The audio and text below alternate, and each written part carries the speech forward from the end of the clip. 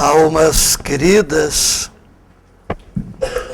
que Jesus, nosso Senhor e Mestre, a todos sempre nos abençoe.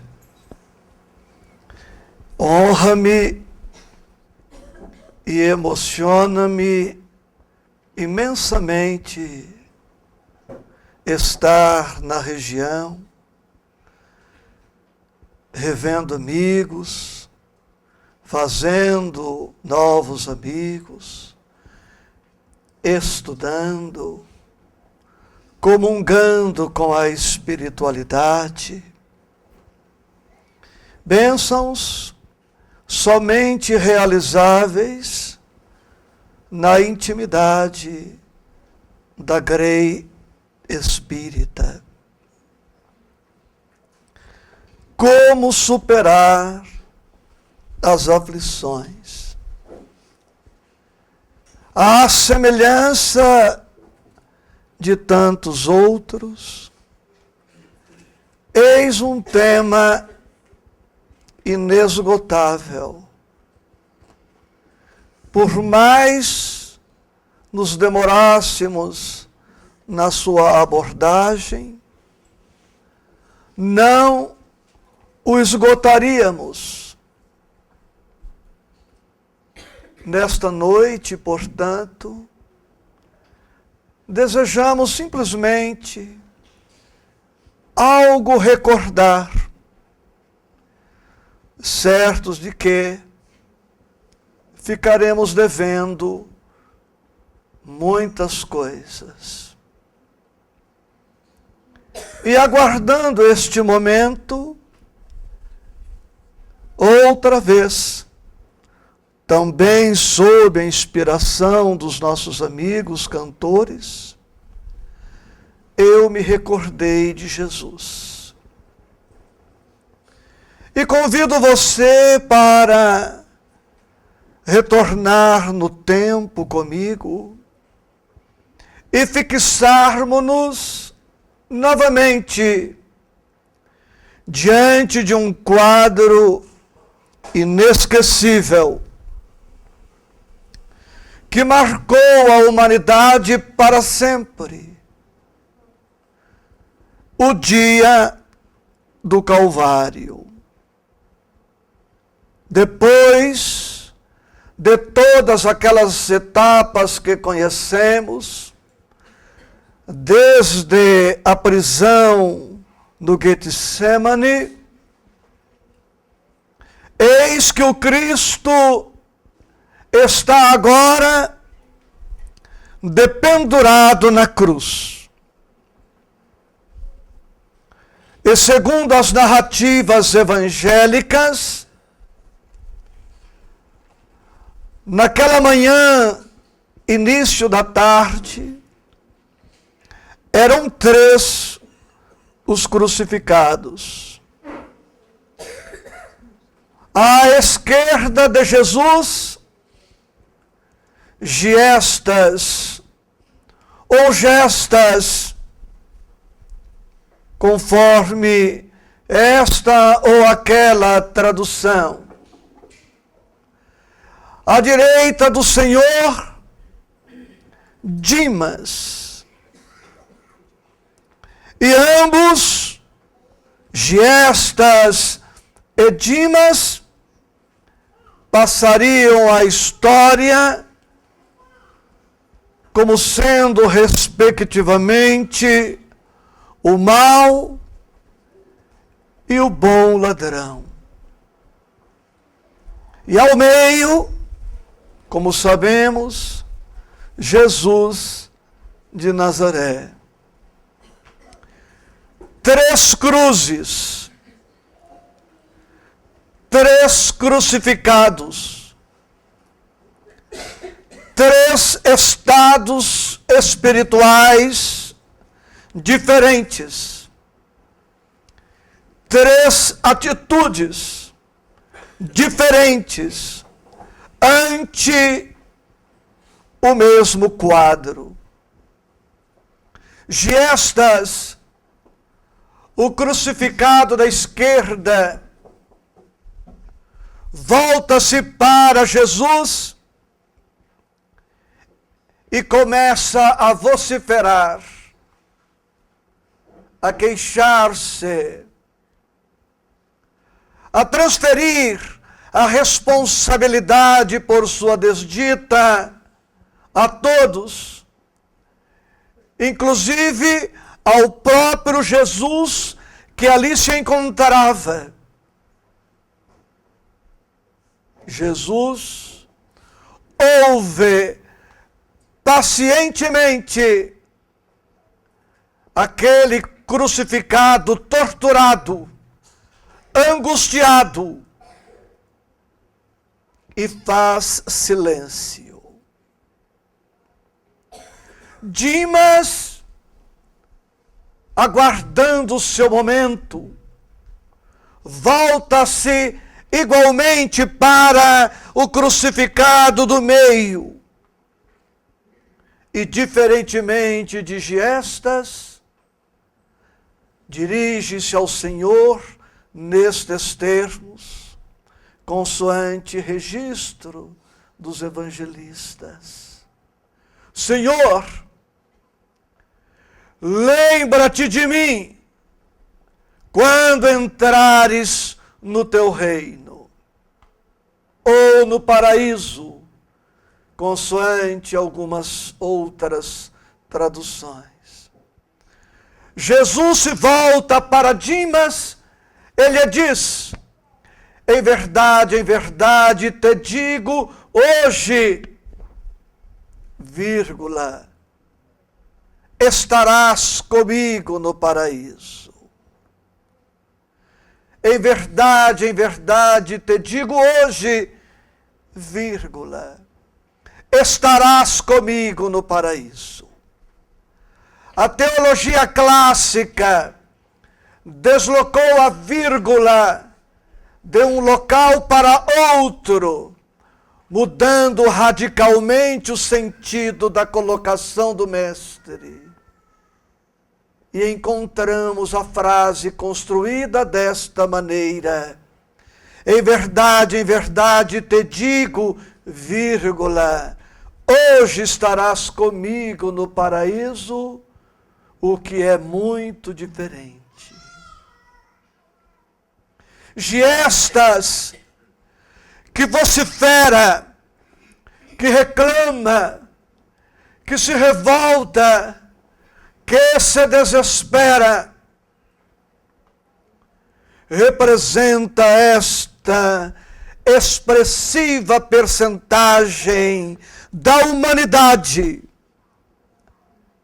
que, diante do sofrimento, mais sofrimento acrescenta,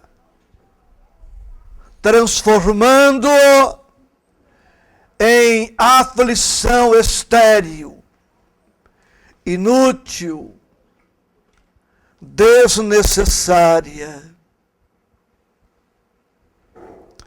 Dimas representa esta fatia menor das criaturas humanas que, em sofrendo,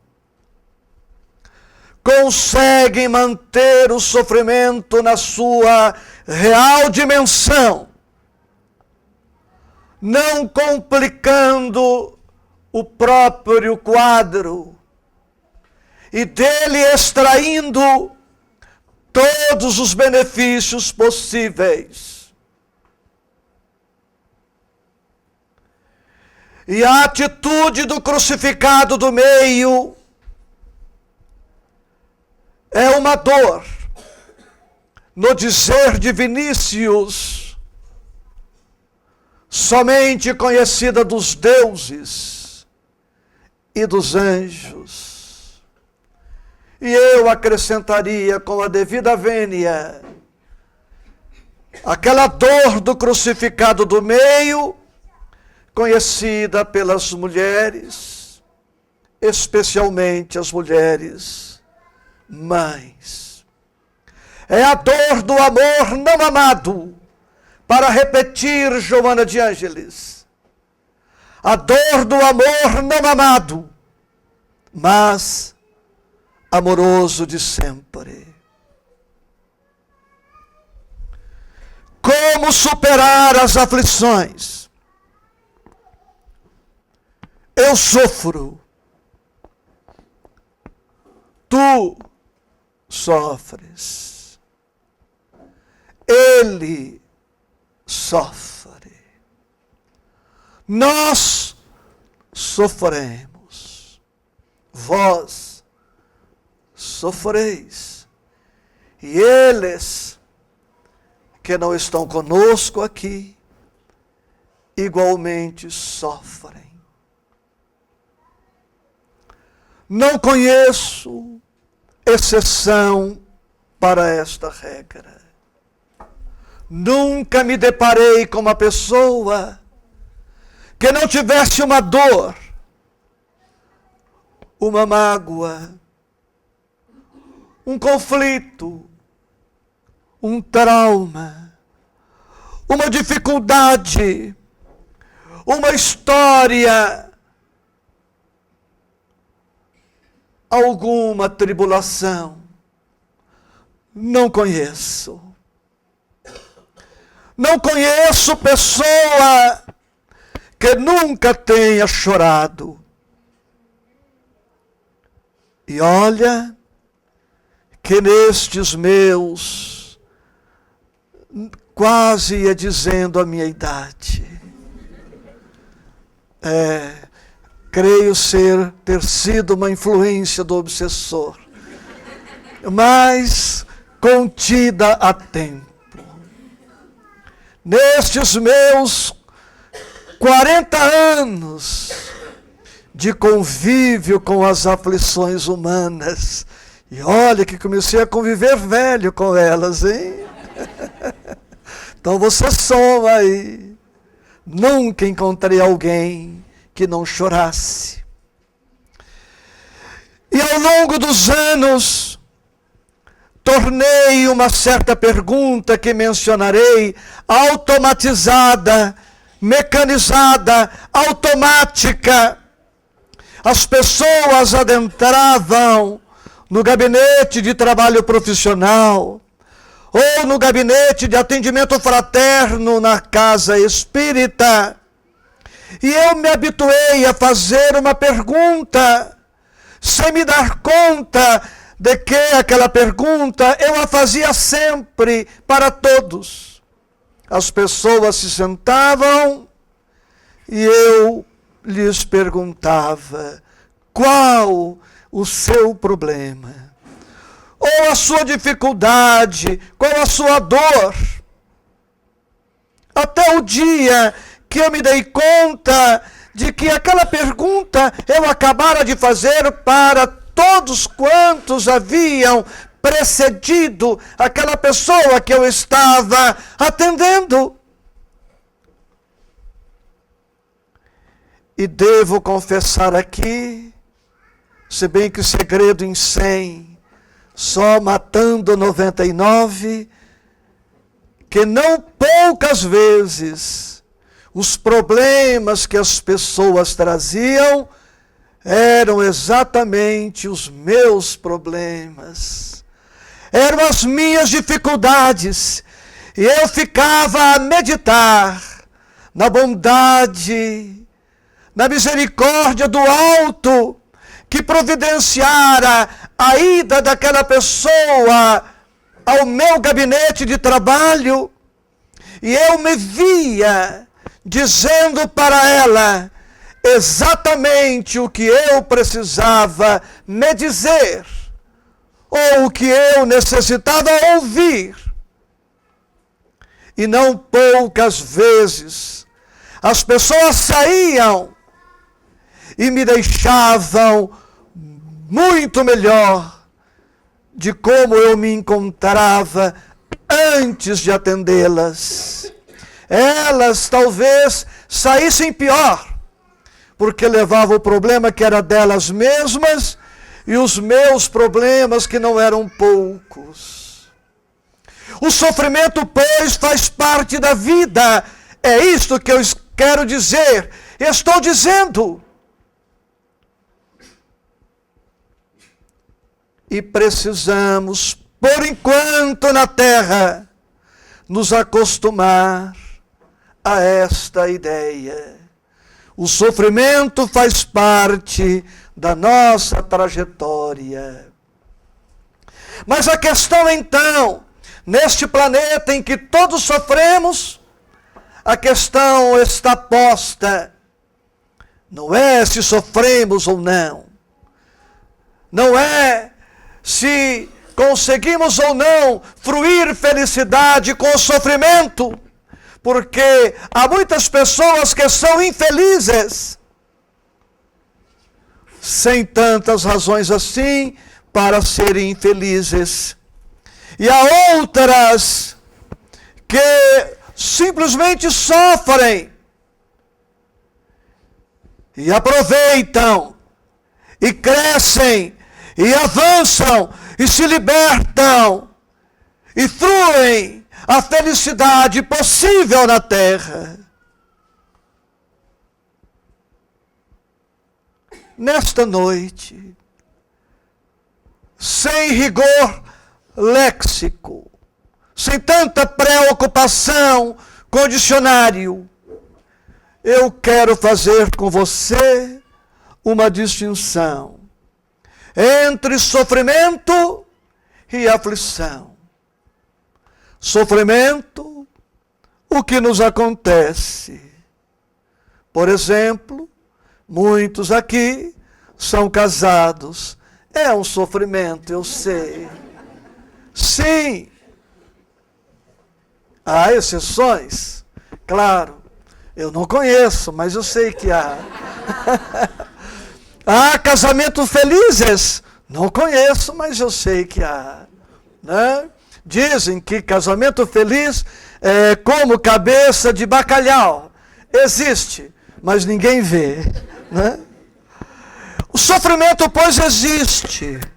Mas precisamos atentar para a aflição, que é o estado psíquico, espiritual, que criamos a partir do sofrimento. Noutras palavras, as atitudes são mais importantes que os fatos. As atitudes são mais importantes que os fatos. Supomos, na ignorância, na precipitação, na ausência de análise, que a nossa infelicidade decorre do sofrimento que é nosso, sem nos apercebermos de que o que nos está de fato infelicitando é a aflição, o estado criado a partir do sofrimento que é nosso. E repito, para poder avançar, as atitudes são mais importantes que os fatos. Consoante a sabedoria popular, se a vida lhe der um limão, faça dele uma limonada. Quando a criatura tira proveito da situação, o sofrimento, longe de ser uma desgraça, uma tragédia, pode representar para ela uma oportunidade, uma bênção, um ponto de partida para um tempo novo e infinitamente melhor. Quando Giestas vocifera, se volta para o Cristo e culpa-o, e culpa a humanidade pela sua tragédia, ele está complicando o próprio quadro. Quando Dimas, experimentando a mesma situação vexatória e humilhante da crucificação, se aquieta, se acalma e adota uma atitude de resignação dinâmica ante a dor inevitável naquela conjuntura, ele está transformando a própria cruz numa catapulta que o lançará para muito acima das conjunturas humanas.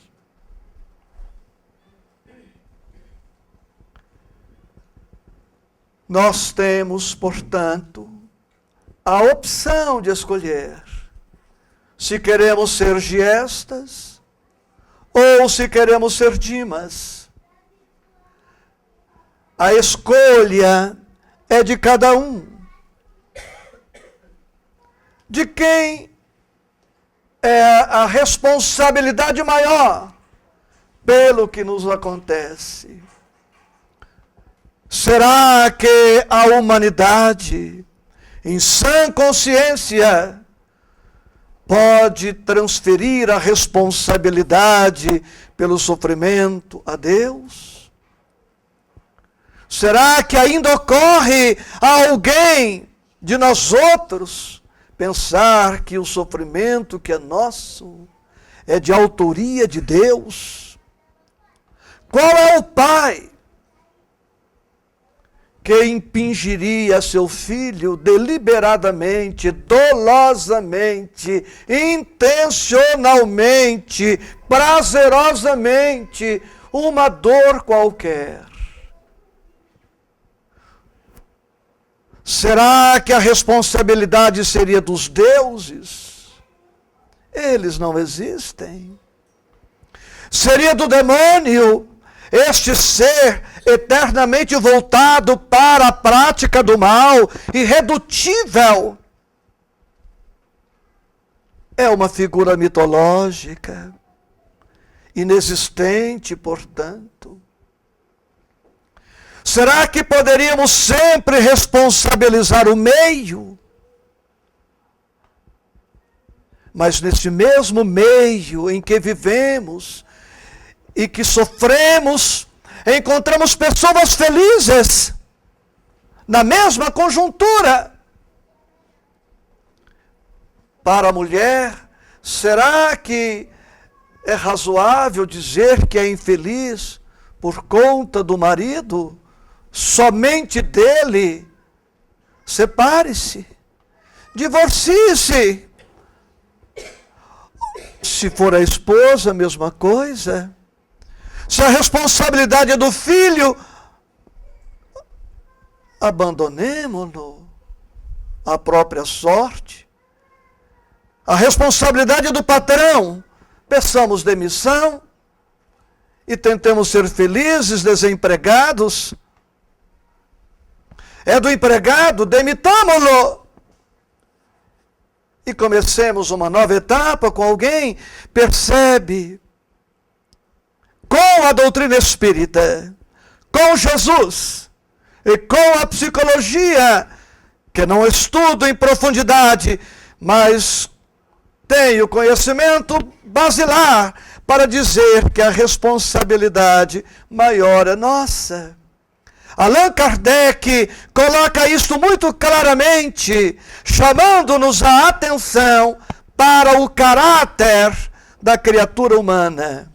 As nossas características psicológicas fazem-nos infelizes ou felizes. Os vários tipos de personalidade.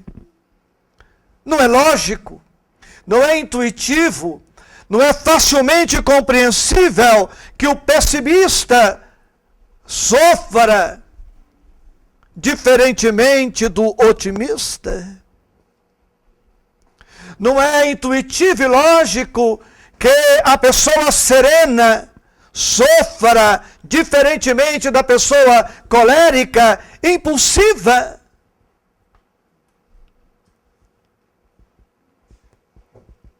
A doutrina espírita vem para chamar o homem ao estudo de si mesmo, para esta viagem interior extraordinária, a mais bela de todas as viagens que o homem vem tardando em realizar, o autoconhecimento.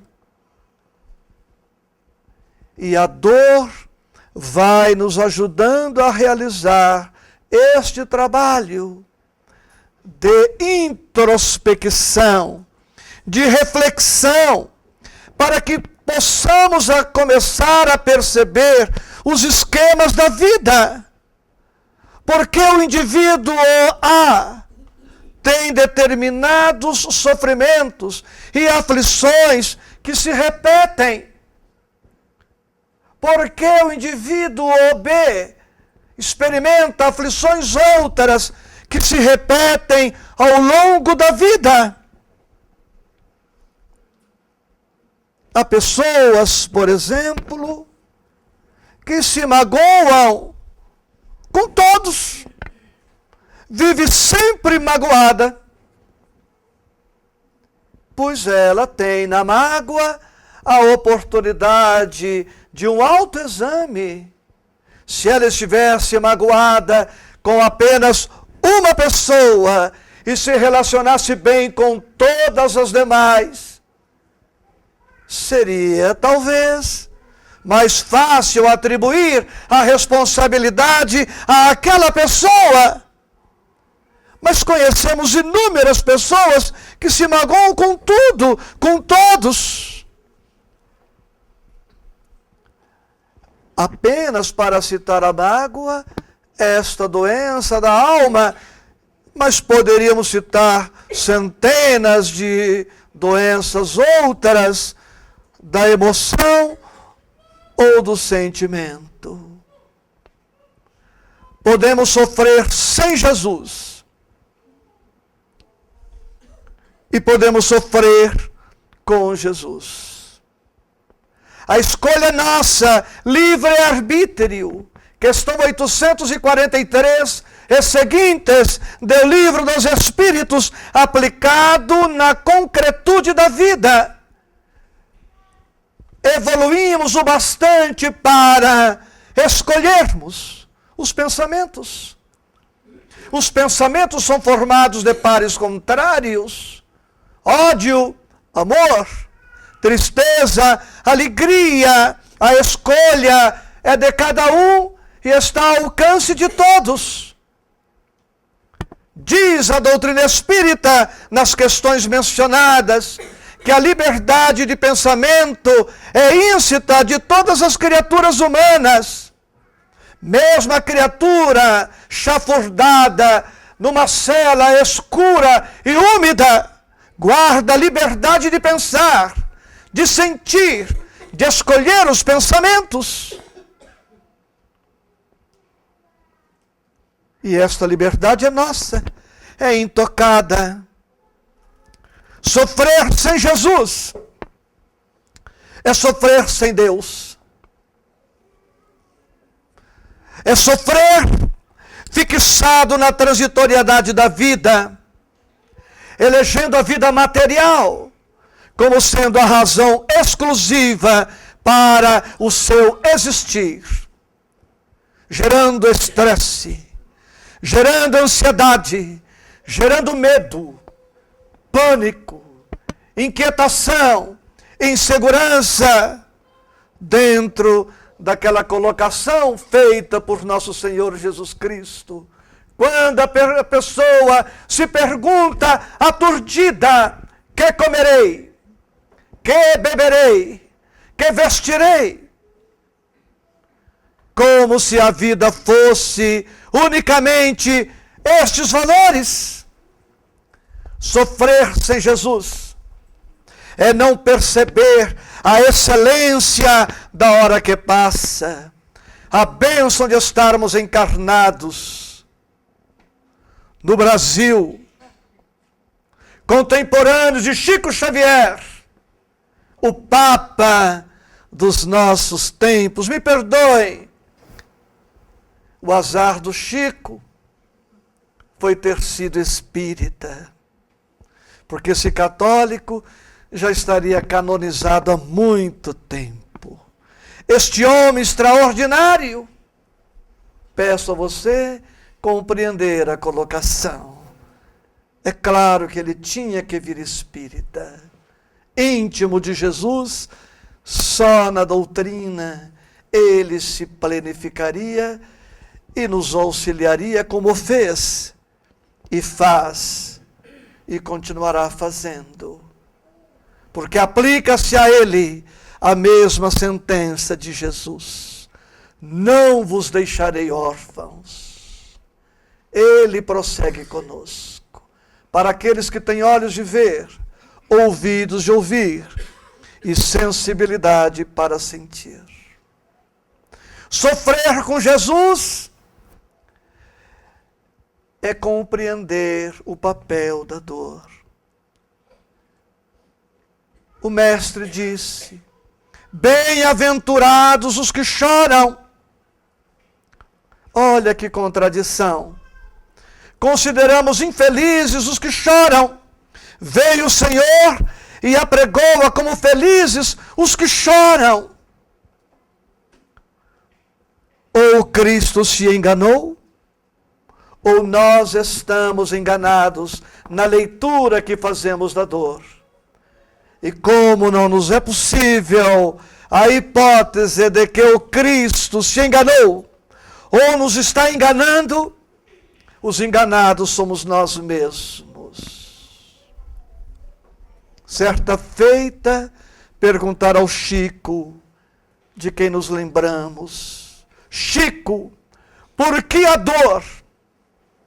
E ele disse: com a dor, a criatura evolui em 20 anos, o que levaria 2000 anos sem a dor. Porque a dor vai desbastando a crista da cristã, desbastando a crista do cristão, nos torna mais humildes. A dor nos torna solidários, compreensivos, tolerantes, mais amigos, mais irmãos dos nossos irmãos. Vai nos enternecendo, nos sensibilizando. A dor vai lapidando, de maneira a que a criatura humana, a pouco e pouco, vai desbastando os acessórios, os penduricalhos, o supérfluo, para fixar-se naquilo que é essencial.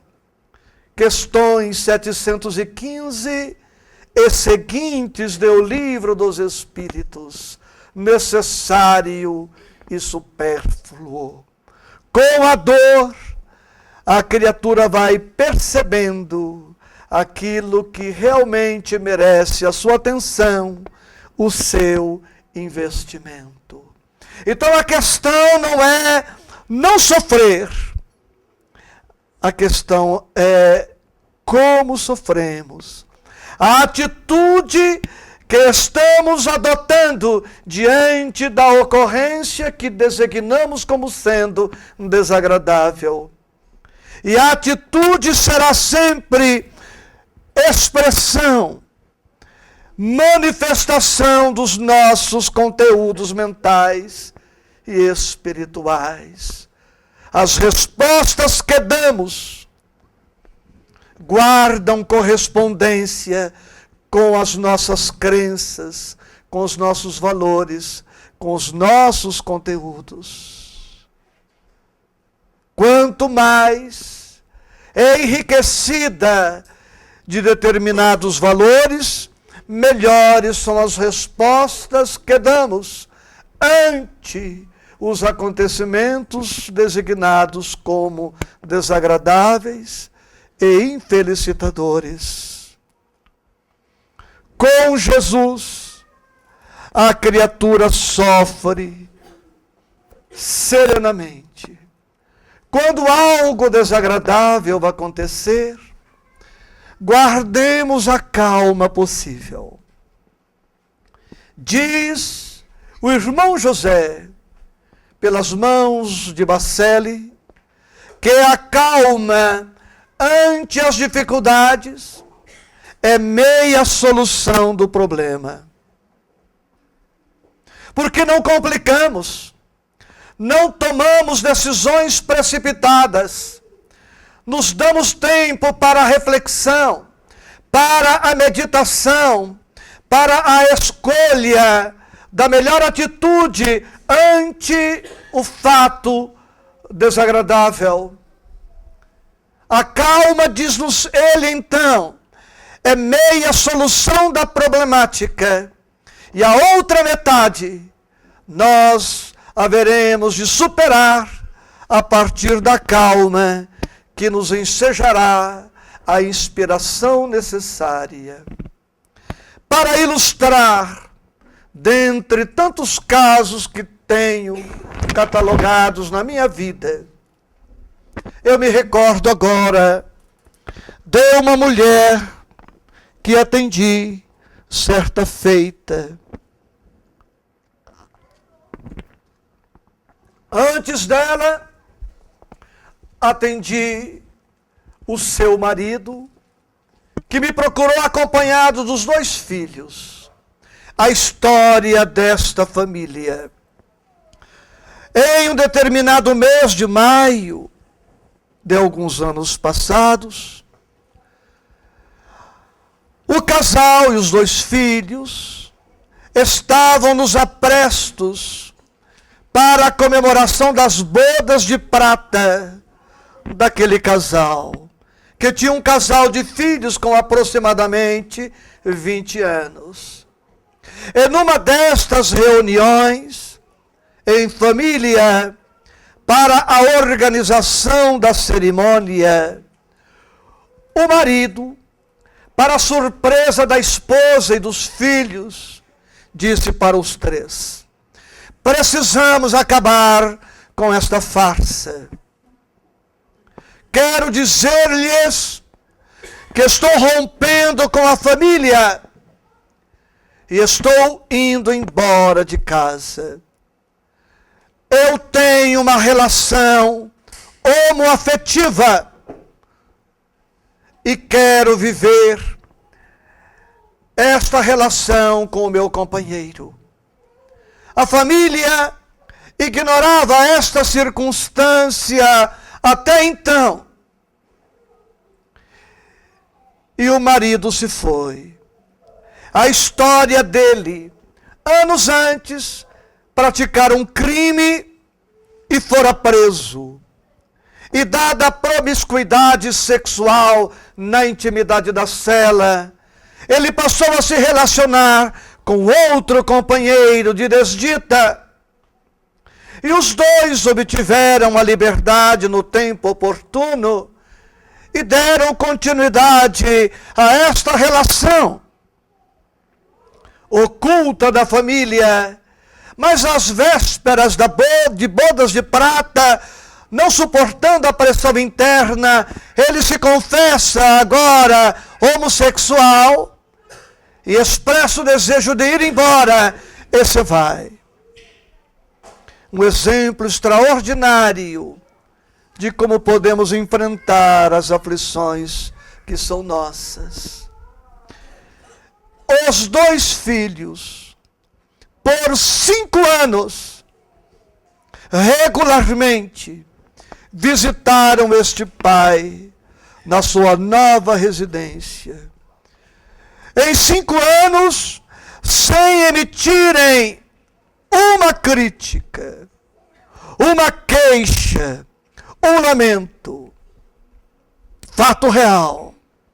Iam à residência do pai, encontravam-no caracterizado de mulher, fazendo o trabalho tradicionalmente feminino, servindo o seu companheiro travestido de marido dele. Os filhos permaneciam horas, almoçavam com aquele casal homossexual e saíam, não sem antes dizer ao pai do amor que sentiam por ele, do carinho, do respeito. 5 anos se passaram nesta situação dolorosa. e o amor triunfou. O pai daqueles dois jovens passou a alimentar o propósito de romper com o companheiro e retomar o compromisso com a esposa, que o amava à distância e o aguardava pacientemente. Mas quando este homem propunha a separação do companheiro, o companheiro o ameaçava dizendo que se ele se fosse, praticaria suicídio. E ele, pressionado, receoso desta consequência danosa para todos, vinha tardando. Mas dia chegou que, não resistindo mais, me procurou. À época, eu estava ainda na ativa profissional. Trago a boa notícia para os de Patrocínio Paulista, que eu me aposentei. E me fez muito bem. Uma benção. Eu não sabia que aposentar era tão bom assim. Se eu soubesse, eu nunca tinha trabalhado na vida. Já pensou?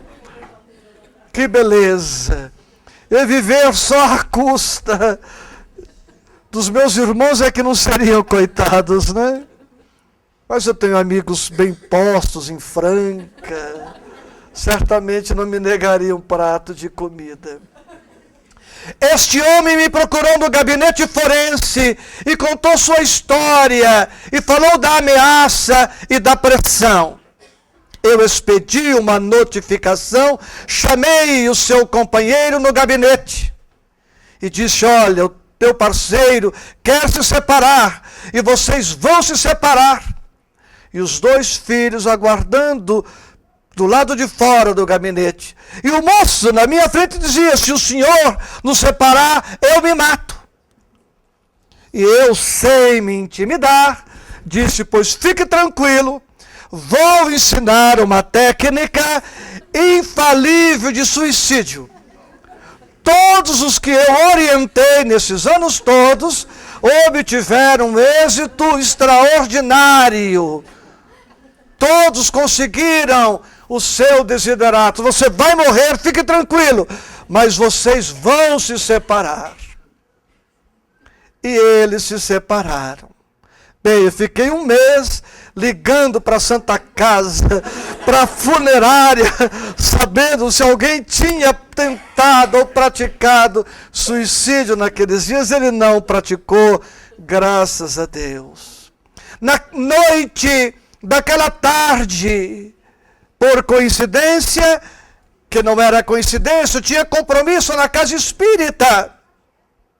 E quando estava fazendo a palestra, olho à esquerda e vejo 4 pessoas felizes, sorrindo para mim, e os 5 trocamos um olhar de cumplicidade. Ali estavam o marido, a esposa e os 2 filhos, que haviam superado aquela conjuntura dolorosa. Vejamos nós, extraindo algumas ilações e reflexões.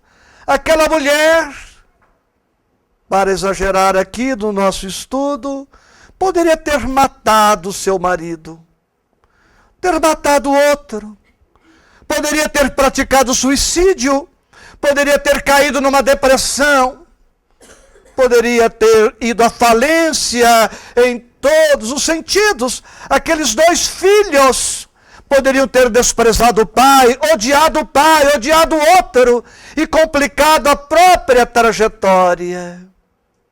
Mas como eles tinham nobreza de caráter, compreensão das dificuldades alheias, amavam o marido e o pai, estavam aptos a auxiliá-lo na superação daquela dificuldade. O amor é, sem contradito possível, a mais excelente técnica de superação das nossas dificuldades. Mas não deste amor fisiológico, deste amor que se aproxima mais das paixões, dos instintos, das emoções. Falo deste sol interior que brilha sempre em todas as direções, iluminando as vidas. Quando a criatura consegue sobrepor-se às dificuldades e amar, e prosseguir amando, sofre, mas não se afligirá. Sofre, mas não se deprimirá. Sofre, mas não perderá a oportunidade. Quando a criatura ama, vai de gestas para Dimas, e de Dimas para o Cristo, que expressa na terra o amor não amado, como dissemos há pouco, mas amoroso de sempre. O Cristo é a demonstração de que quando o amor triunfa, a alma vence todas as dificuldades e avança resoluta, intimorata, de olhos fitos neste porvir que virá, que está vindo, e sabe aguardar o que lhe falta, o que espera, realizando o melhor, com o melhor de sua alma, de sua vida, de seus valores espirituais. Dentro da proposta da noite, quero terminar dizendo exatamente isto. Haja o que houver, ame. Aconteça o que acontecer, ame. Venha o que vier, ame. E o amor solucionará todos os enigmas da nossa vida. Mas não é nos amarmos no outro. Não é a projeção das nossas sombras, a projeção das nossas carências. É darmos-nos, é oferecermos-nos até ao sacrifício, até a renúncia pela alegria de fazer a felicidade do outro. Quanto mais felizes fizermos pelo nosso caminho, aumentamos as nossas probabilidades de felicidade. Aquele homem infeliz, muito infeliz, procurou por Chico Xavier. E lhe disse: Chico, tenho saúde orgânica, sou rico, poderoso, tenho tudo que um homem comum pode ambicionar, mas sou profundamente infeliz. Por quê, Chico? E Chico lhe disse: porque tudo que você possui não serve para a felicidade de ninguém. Você não faz criatura alguma feliz, e por isso não pode fruir felicidade. A nossa felicidade tem o tamanho da felicidade que proporcionamos às criaturas humanas. Hoje, eu tinha duas possibilidades de ser feliz: ficando em casa e estar em Patrocínio Paulista e na região. Se eu estivesse em casa, estaria feliz, ao lado da companheira, de uma das filhas, em casa, descansando, afinal de contas, a aposentadoria me cansa bastante. Depois de um dia exaustivo de aposentado, nada melhor do que um sofá para me refazer, relaxar. Estaria feliz em casa, mas eu tinha a opção de estar feliz em Patrocínio Paulista.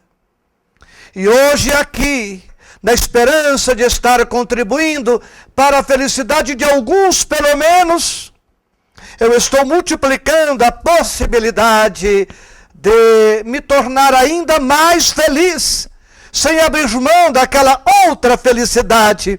Porque quando retornar para casa, eu retomo aquela felicidade que me espera. E retorno enriquecido pela felicidade de ter estado aqui com você, no trabalho, com o Cristo, com a espiritualidade.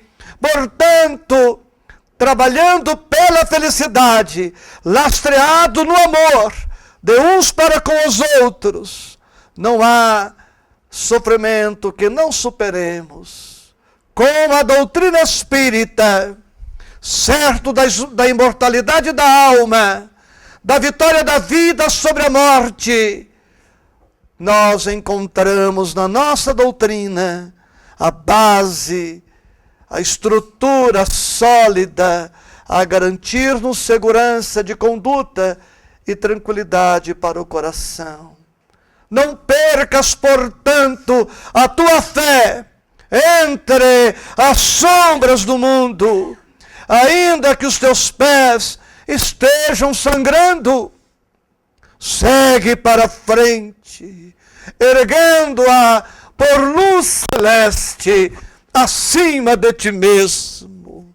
Crê e trabalha, esforça-te no bem e espera com paciência. Tudo passa e tudo se renova na terra, mas o que vem do céu permanecerá.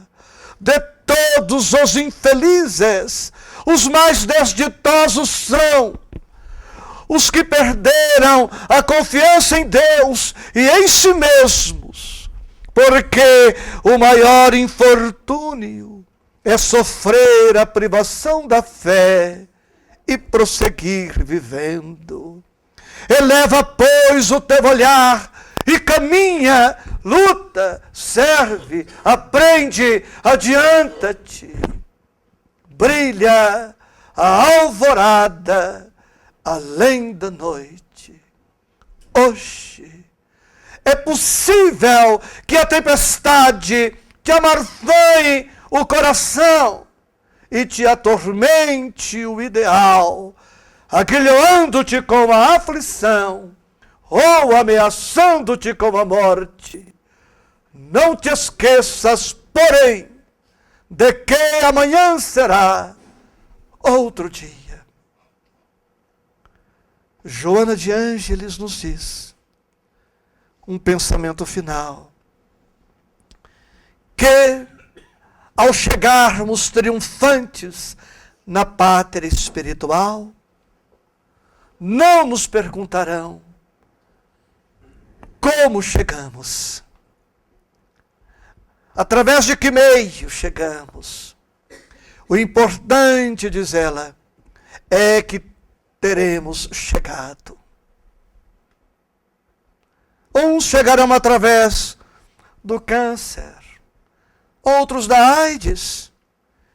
E falando em câncer e AIDS, tem uma mensagem de Facundo Cabral, um argentino, que comentando sobre esse tópico, num tema deprimido, ele fala, se você tiver câncer ou AIDS, duas coisas podem acontecer, e as duas coisas são positivas. Você pode morrer e estará livre do câncer e da AIDS, ou vai vencer o câncer e a AIDS e se descobrirá uma pessoa melhor.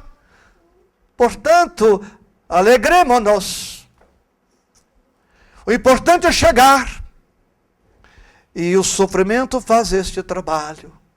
Eu confesso a você, sem começar outra palestra, que estou adorando envelhecer. E foi muito bom ter infartado e ter angina.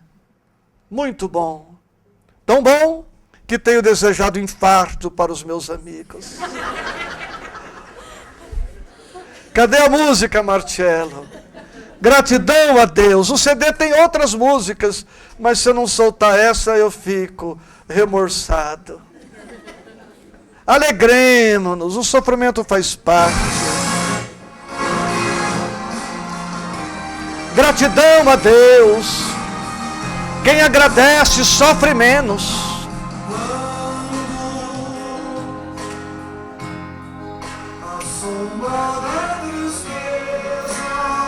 Cobrir seus sonhos de ventura. Agradecer é importante, essencial.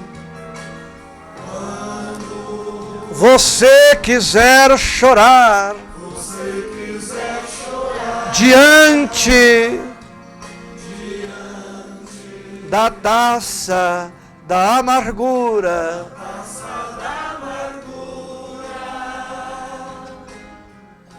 quando a dor bater a porta, ferindo bem fundo o coração. Só os bonitos, os outros não precisam. Quando a esperança é morta, viu como melhora? E a vida é amarga ilusão.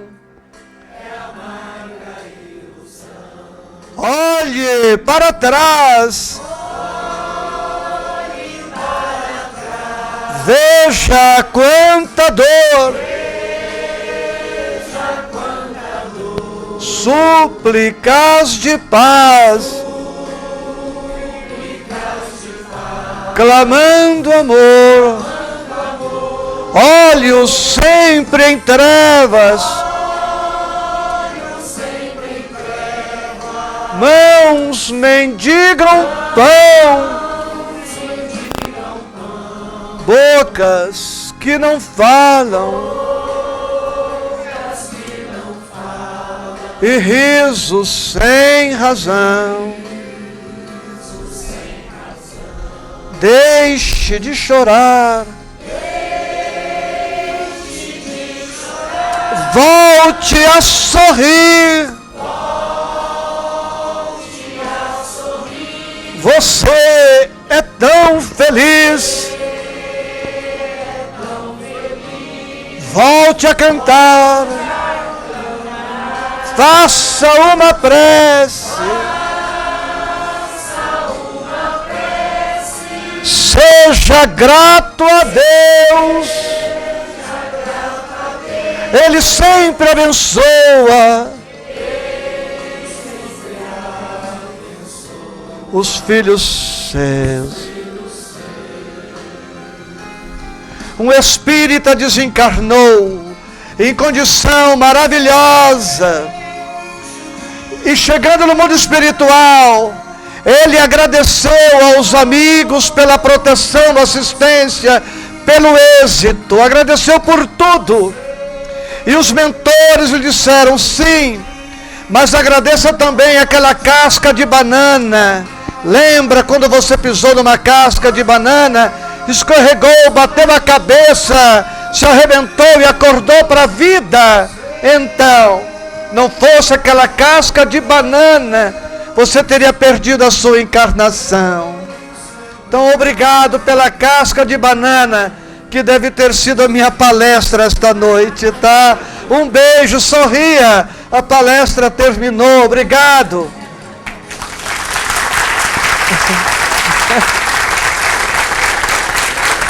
Um beijo grande, seja feliz.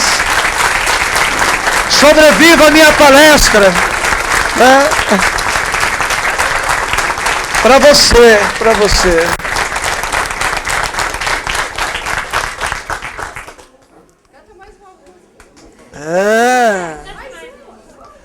Faixa 5. Ó, compreender a dor, sim, buscá-la é masoquismo, hein? Né? Eu sei que teorizar é mais fácil do que vivenciar. Mas o Cristo na cruz, pode soltar aí, senão eu faço outra palestra. Né? Ninguém merece, né? Pensa bem. Ele estava muito feliz no dia do Calvário. Muito feliz. Ele esperou quase 5 bilhões de anos para viver aquele momento. E ele sabia que ia deixar para sempre a exemplificação para nós. Em resumo, amores, Jesus viveu e morreu para nos ensinar como se vive e como se morre. Basicamente é isto. Então ele estava muito feliz naquele dia. E há na Bíblia uma sentença: Pai, por que me abandonaste? Essa história está mal contada, é tradução equivocada. Na verdade, a frase é: Pai, por que me glorificaste? Ele estava feliz e honrado. Pensa bem. Ele estava se apresentando ali para sempre como modelo e guia da humanidade. Passe o tempo que passar, ele nunca sairá das nossas vidas e o seu exemplo ficará para sempre na nossa vida. Ele estava então muito feliz, como as mães estão felizes na hora do parto. Finalmente, hein? Já estava acabando o meu argumento e a música não saía. Que...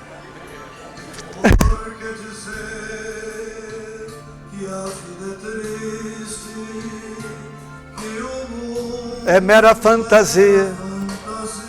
Felicidade não existe.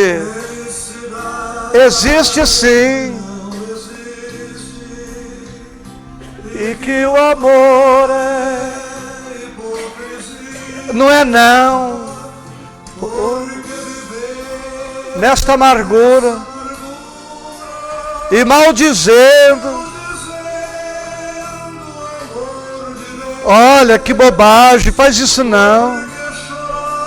Só desventura. Quem falou que a nossa vida é só isto? A vida é bela.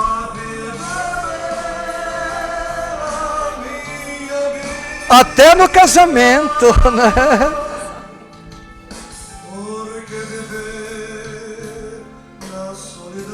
Procure os outros. Quem é solidário não é solitário.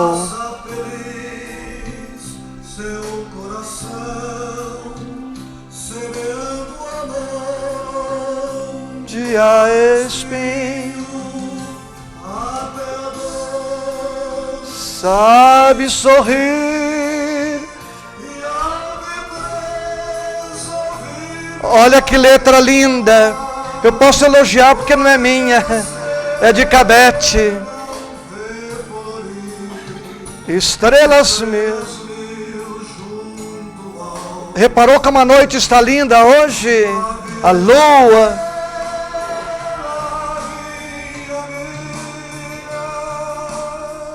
É linda a vida, maravilhosa. Adoro o crepúsculo. A gente sente a alma das coisas. Entre os espinhos. Os espinhos existem para proteger as flores. Providência de Deus. Para que os insetos não as destruam tão facilmente. A dor é para nos proteger. Sem a dor ficamos desguarnecidos, vulneráveis.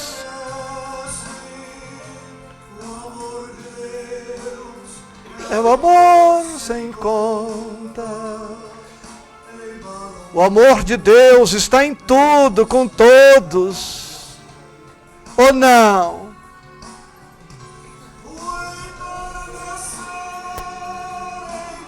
Tá ali o CDzinho. Eu não queria dizer, mas eu só faço prece para quem compra. Você acha que eu vou orar para quem não compra? Não, eu só faço prece para quem... Né? Um beijo grande, seja muito abençoado. A semana estamos por aí, domingo de manhã lá em Franca. Se você não tiver coisa melhor para fazer, vai lá.